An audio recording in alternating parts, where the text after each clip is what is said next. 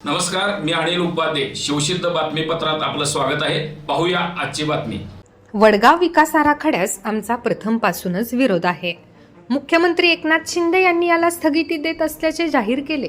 याचे आम्ही स्वागत करतो, परंतु हा पूर्णपणे रद्द होईपर्यंत आम्ही न्यायालयीन लढा सुरूच ठेवणार असल्याची माहिती वडगाव विकास आराखडा विरोधी कृती समितीचे अध्यक्ष गुलाबराव पोळ यांनी पत्रकार परिषदेत दिली. हातकणंगले तालुक्यातील प्रशासनाने वडगाव विकास आराखडा तयार करताना सर्वसामान्य जनतेवर अन्याय केल्याचा आरोप होत होता. सर्वसामान्य जनतेच्या मालमत्तेवर विकास आराखडा हा गोंडस नावाखाली आरक्षण कोणी लादले हे जनतेला माहिती आहे. यासाठी वडगाव विकास आराखड्या विरोधी कृती समितीची स्थापना करण्यात आली. या समितीच्या माध्यमातून हा अन्यायी आराखडा रद्द करण्यासाठी राजकीय तसेच लोकशाही मार्गाने तसेच लढा उभारण्यात आला आहे. यासाठी वडगाव शहर 2 वेळा बंद ठेवून 2901 हरकती नोंदवल्या आहेत.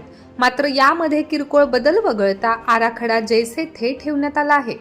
याबद्दल शासन स्तरावर वेळोवेळी पाठपुरावा केला आहे. मुख्यमंत्री एकनाथ शिंदे यांनीही आराखडा स्थगित करण्याबाबत आश्वासन दिले होते. त्यानुसार त्यांनी शुक्रवारच्या कार्यक्रमात हद्दवाढ होईपर्यंत आराखड्यास स्थगिती देत असल्याचे जाहीर केले.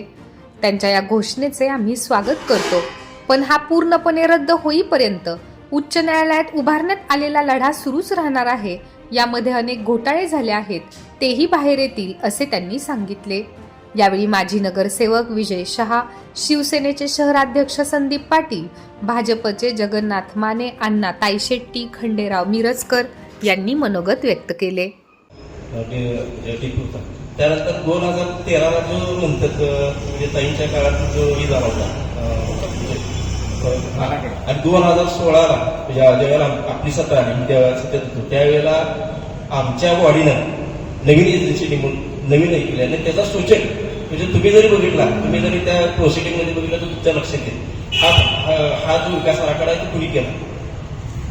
म्हणजे आता जे व्हॉट्सअपवरती याच्यावरती जे तुम्ही काय स्टेटमेंट देतात की 2013चा परवा तुम्ही सादर करतात ते नेमकं काय करायला तुम्ही लक्षात द्यायला पाहिजे. कमर्शियल का बाजूला सराफ संस्था तुम्ही रेसिडेन्शियल मध्ये घेता किंवा डॉक्टर चोगलेंची बँक तुम्ही कमर्शियल मध्ये घेता.